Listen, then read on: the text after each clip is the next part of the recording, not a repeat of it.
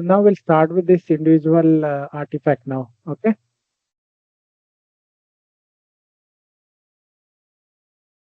You are able to hear me, right? Yes, sir, absolutely. Okay.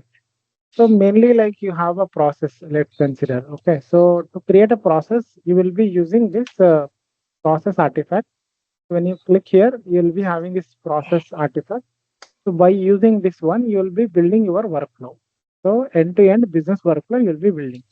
So example, we have this credit card application process, right? So if you see our application, so first one is it starts from submitting the application till here the sending the notification. This is the end-to-end process. So this process, how we'll build it? By using this process artifact, you will build it. So you'll be using this process artifact. By using this artifact, you'll be building your process, end-to-end process. So what process will tell? What is the steps need to follow to complete the credit card processing application, right? So to complete the credit card processing request, so what process I need to follow? So that will be defined by this process. That is the purpose of this process. Okay. And now next one is user interface. So example, in between your process, you will be building the UIs, right? You want to build a UI screens, so that screens will be used by the customers or the end users. So how we'll build those UIs? By using this user artifact. So when you click here, there are two types of coaches or services will be used for building these UIs. One is client side human service and heritage human service. So heritage human services are the old UIs, which is nothing but which is used in old version of BPM, and the client side human services, which is the latest one. So either of one you can use to create your UI chains. So these two services. And theme is nothing but your example. If you take any bank, they will be following some color standards, right? Uh, Something example, if you use the HDFC, all their portal will be in the form of blue color. So if you go for Canara Bank, their screen will be in the light blue color, right? So they want to maintain that colors, right? So they want to maintain their standards. So how those colors will be managed? So by you have to create a theme. So that theme will be applied to your complete process application. So your complete UI screen, everything, user screen will be turned into that color. So that is the use of theme. So views is nothing but it's a UI components. It's a reusable UI components which will be placed under the coach to build your screen. So I'll create some coach views and I'll show you. Okay, how we can create the coach views and how we can reuse it. Okay, so just as of now you understand these are the components will be used under the coach to build the UI. And localization resource bundle is a one more artifact. Example, I'll tell you we have some real time scenario. Example, Hmm. in India, in India only if you take the state, in Karnataka we are using Kannada, right? In Odisha they will use Odisha language, and in Andhra they will be using Telugu. So based upon the logins, the user logins, the screen should change the languages. So in Karnataka, the screen should be available in Kannada. So and in Odisha language, it should be shown, right? So how those language changes will be managed? So by using localization resource bundle. So by using this localization resource, we will create some localization resource bundles and we will map it in the screen. And based upon the language user will select, the screen will be translated into that language. You're understanding? Yes, sir, I understood. Okay. So that is the purpose of localization resource. Now services, right? So this services is used for maintaining this logics, right? So we'll be creating services, and inside that we'll be writing some code. So C script will be writing, JavaScript will be writing, right? So or we'll be integration services will be writing it. So all those logic related like code writing, writing a logic, writing a script, or integrating, calling the APIs. So everything will be doing under the service flow. And external system. Mainly this external system will be used for integrate. You want to integrate with external system. In that case, so you'll be creating this external service, and there you'll be specifying whether it is a Java integration or whether it's a REST integration or web integration, what type of integration you are doing. So those integration detail you'll be specifying it, and you'll be creating that service, and that service we'll be using in our application to integrate with that system. Okay. And again, you're clear with external system service? Yes, yes, sir. Sir, on the basis of little bit on service flow, sir. I didn't get that Okay. part, sir. Service flow, so you want to write some logic, right? Example, Uh-huh. you want to calculate something. In the UI Okay. screen, user has entered some amount, two Ha ha amount ha. he has entered. You want to do a calculation. How Ha you ha will ha. do? So user will enter the amount, then you will when he submit it, then you will use the service flow or service flow script. You will be using it.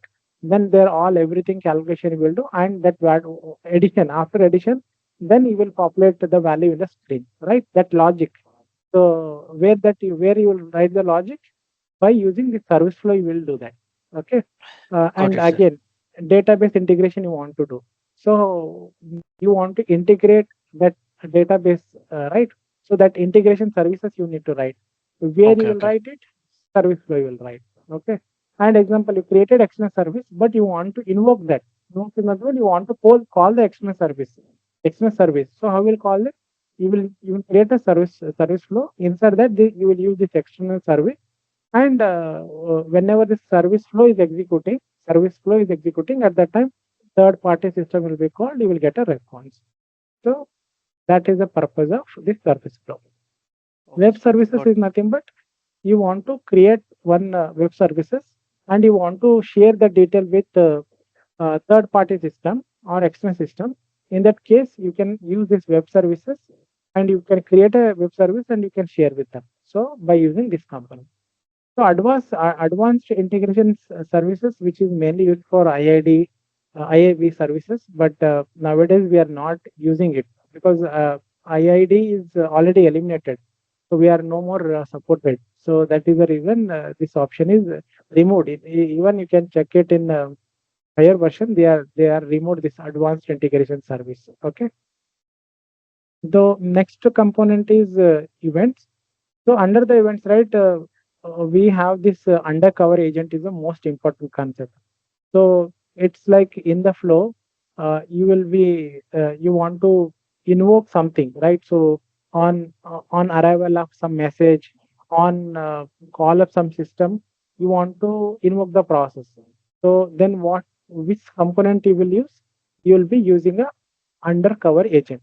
So you want to schedule some job, right? So on particular day and night, night some 12 a.m. So some service need to be executed.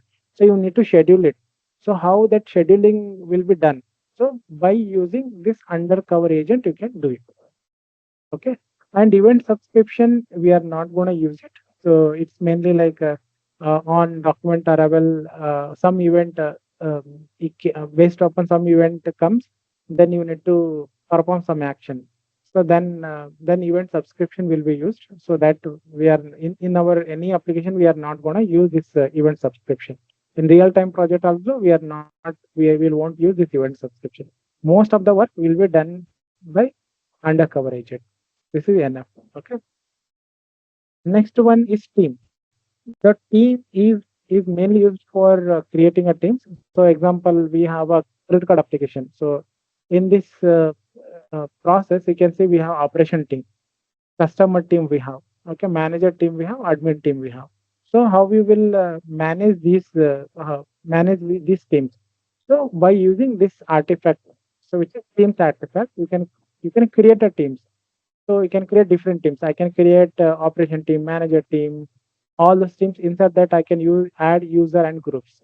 So that teams will be used for assigning a task, right? So example, uh, this verification should be done by operation team. So for this task, I'll create a team. That team I'll map to this work or task. So then, whenever the task is created, So operation team will be notified. So for them it will be assigned. Okay, clear? Yes, sir. Yes. Okay. Okay.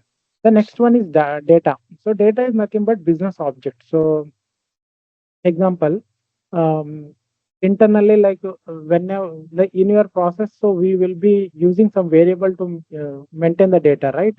So if I take this application, so here we have a business object. So throughout the process, we will be using this customer details. So customer details, to manage this customer details, or like to pass this customer detail from one activity to another activity, so we need to create a data, so which is business object we need to create. So how we'll create those business objects? So by using this data artifact, under that we have this business object. So by using this business object, we will be creating those objects. The customer objects will be creating, and also apart from that, what is the application object will be creating, a document object will be creating. Lookups is nothing but drop down values are there. So to maintain those drop down values, we'll be creating a one business object. That business object will be used throughout the process, and in end to end process that object will be used. Okay. Sir, what exactly this business object means? What, like a Java object? It is an object and it is an instance of a class which will be containing variables, or what exactly it Right, is means? right. So in Java, what happens, right? You will create one class. So inside that, you will be having some one variable. You will declare one variable as customer. Under the customer, so you will be having multiple variables, right? Customer ID, uh, customer ID, and Mm, customer address, mm, right? So yes. this is the one variable, business object. Under this, these many variables are added. So example, Okay. if you create a one variable with the customer type, automatically all these variables will come. You're understanding? Can you repeat that last line, Okay, sir? example, simple. I'll tell you. I have a table. Okay, Mm, mm, customer table. So under the customer table, I'll be having what I'll be having, customer ID, and next one customer name. Okay, so customer address. Okay, so these are the columns I'll be having, right? mm, mm. So if you take customer table as an object, it's an object. Customer view. Under that, how many columns are there? These are the uh, for table it is a column, but BPM it is a variable. So under the customer view business object, so I have a three variables, which is customer ID, customer name, customer address. You are clear now? Yes, sir. Yes. Okay. So this And sir, business object will be sir, used. Yeah, sorry. sorry, sir.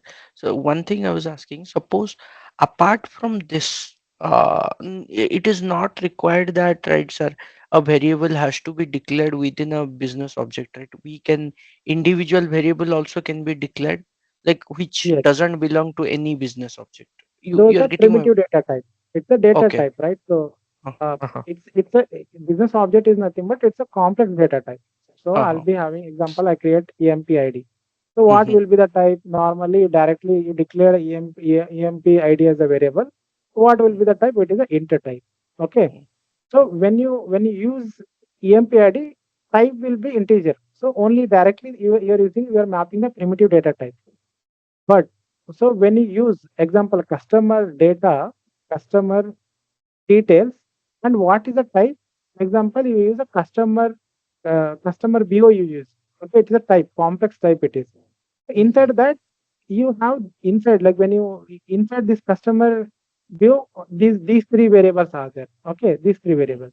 So these all are individual again customer ID which is mapped to integer type, and Mm-hmm. customer name it is a string type, and it is again customer address it is a string type. Right. So Okay. what is the purpose of this business object is, so like whenever you are going throughout the process, so if you don't have this business object, right, individually you have to create employee ID everywhere. Employee ID you need to create, and what is the type? So that integer you need to create. Throughout the process, you have to create this employee ID. But if you create this complex business object and you map it, right, so you will create one time. So wherever you require, you will use it that type. You're understanding? Yes, sir. Yes, sir. Okay. So that is the purpose of this customer business objects. Example, you will be create some business object with customer details, like you refer as BO, it ends with BO. Then here you can add what and all variables comes. Okay. So EMPA, customer ID, So customer these are ID, the primitive types which we primitive can type. wear. Yes. Yeah, primitive type. Yeah, I can change it to integer. Right, Mhm, date, integer, anything you can change. Okay. mhm, So when you are referring, when you kept like when you create one variable and type you mapped as customer detail, then mhm. automatically how many variable you will add, all those will comes. That automatically it will come. Instead of taking the primitive, that variable will take all the complex variables which are there inside this business object. It's Clear, sir. confusing or It's clear, sir. It's absolutely clear. okay. The next one, okay. Apart from that, we have a expose process variable, which is mainly used for maintaining this.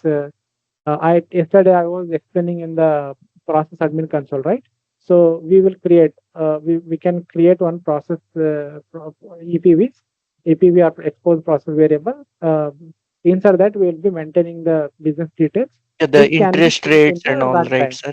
Yeah, interest Interest. rate or email Uh-huh. address, which is belongs Yes. to the business data. Okay. Yes, yes, And yes. user attribute definition, it's mainly like example, you have your application used in multiple regions, so Europe region or like Asian region.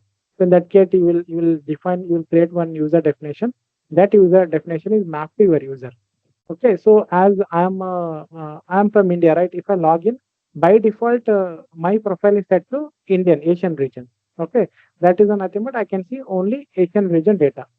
So, Mhm, example, if I map to the Europe region, then my user definition is mapped to the Europe region. Then I can see only Europe region data. So that is the mhm. purpose of this user attribute definition. You're So what understanding, about, right? sir, team? What about team? Means suppose we have two concepts, right? User and team. So this attribute definition is not there for team. Suppose somebody wants to go for region, then even though it the team is based out of Asia, they have to individually go for every member of the team and do this user attribution definition, right? No, no, no. See, I You, want to control based upon login. yes, Teams are yes, sir. different. So Yes. it's purely depends upon requirement. See, example, uh, your application used in both Europe and Asian region, and the users are same. In that case, directly you will create a team. So whatever task will come, you will assign it. You will assign to the team. They'll work in both the Asian region and Europe region. But so when I'm login, at that time only it should restrict. So at the time only it should restrict, like you are belongs to Europe region. How will restrict it? So you will create a definition, user definition, and based upon that, your screen will be automatically changed to Europe region. Understanding, right? What I meant to say. Yes, yes, yes, sir. Yes, sir. It's like multiple options for you. Based upon team creation also, we can restrict, we can Europe region, we can assign to, we can create a separate team. So for Europe region, separate team will manage, and Asian region will separate team manage. Based upon that, you will assign the task, and the team can work on. That is a one way. But again, another way is based upon your login only you want to manage that. So how we'll do that? I'll create a one user attribute and I'll map to the all the users. So based upon the user attribute available, Europe region, you can see only Europe region screens. So like that we can, it's another options for you. Okay. Yes, sir. And Yeah. next one is a performance. So I told you like we want to generate the reports. So example, your application is running in the production. You want the reports to be generated monthly. So there is we were discussed about performance warehouse database, right? So we will keep a tracking groups throughout the process. So then at that whenever the tracking groups are passed, the data will be stored in the tracked and stored in the performance warehouse database. From that database, we will generate the reports and will send it to the real-time user. That is the purpose of this tracking groups. Okay. So it's mainly used for reporting purpose. Okay. Okay, sir. And yeah, and files one. So we have this file. Uh, these files are the right example. You want to add some HTML page inside this one. Okay, so you want to refer that HTML page, or you want to use some images in the screen while building a images, building a UI interfaces. You want to add some images, kind of logo you want to add, Mm. something like you want to add user images, photo you want to add, such things, right? You want to add all those files. You want to manage those images, server files you want to manage it. So where you will add those files, you will be adding it here. Under the design file, you will be adding logos or .jsp file or images file. You will be adding it. Server file, you there .js file you will be adding. JavaScript file you will be adding. So you want to write some common functions. That function to be used throughout your application, right? So instead of writing individual script, so whenever you are writing some script, right, so you don't want to write individually, like you want to maintain in one file. Wherever you want to refer it. So in that case, you'll create a .js file. You will add under the server file, and wherever you want, what are the methods are available inside that .js file, you can refer it. Okay, web files are nothing but it's a CSS files, right? You want to maintain some CSS file, jQuery files you want to maintain as part of your UI design. So CSS files you want to maintain, .html file you want to maintain. Everything will be maintained under the web files. Is it clear? Yes, sir. Clear. Okay. And toolkits, so I told you yesterday. So when toolkits are the reusable components, right? So so whenever you create application, by default, toolkits will be available. System data toolkit and UI toolkits. These are IBM provided. Under the UI toolkit, right? So these toolkits, under this toolkit, already there are some UI components which are created. These are the text box, model section, drop downs. These are the views. Views has been already created. These options we will be using to build our UI. Okay, buttons, all the drag and drop option the IBM has provided. Okay, Those okay. are comes under UI So toolkit. views are actually, can you little bit scroll up, sir? Yeah, Uh, so views are actually, these are the things already given by IBM. It's not IBM. something So we will create. we'll be dragging and drop and we'll be creating our screens. Okay, Okay, okay. And these where views actually will be added within client side human services, right? no, we'll add those views under the client side human service. But here we are not going to add it. We'll create our own custom client side human service, and where Ah, we'll using these components. okay, sir. Okay. Okay, sir. Okay. So here you need to understand is like wherever you are dragging and dropping, right, screen while Mm, building a screen, you are dragging and dropping the components. From mm. where those components comes, it comes under UI toolkit. That is what you need to understand. Yes. Okay. Here clear? Mhm. Okay. So whenever they are supposed to, IBM is supposed to give a new feature, or a new kind of view, they will add those features here in this view. Here. So they will So that, upgrade this toolkit. mhm. Okay, You are okay. understanding? Yes, yes. Okay. The next one, system data. System data is nothing but we were talking about primitive data types, right? So where those data types are available. So if I select go to data, here you can see integers, date, integer, decimal, integers. So these are the data business object to them, right? So by using this primitive data type, we will be building our variable. We'll be creating Mm, our variable. mhm, Okay. mm. Got it, sir. So for content management, you example you are working on the content management, then you can click on this one plus button is there a plus.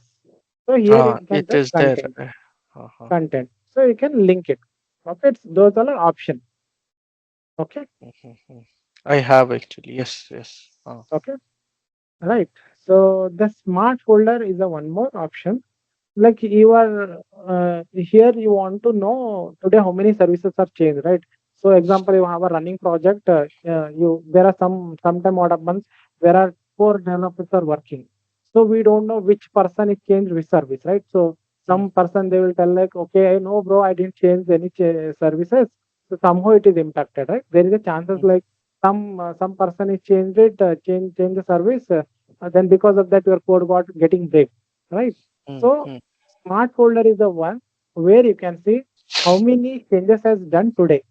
So today, see, I created one business object, right?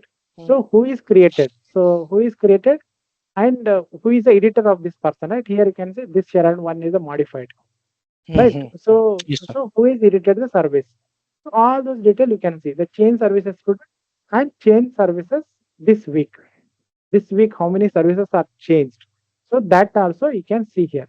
Or you want to see like last 10 days how many services are changed, so for that you can create custom.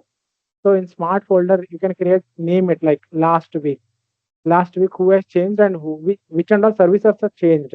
I can select like name, by name also I can select name, contents, this name like this services, which services changed, okay.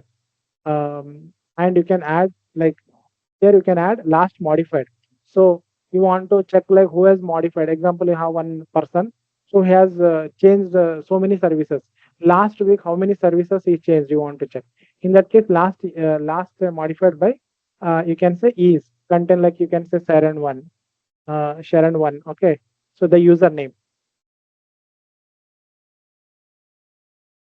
then when you click on OK, there is a one more folder will be created below. Yeah. So here one more folder last week.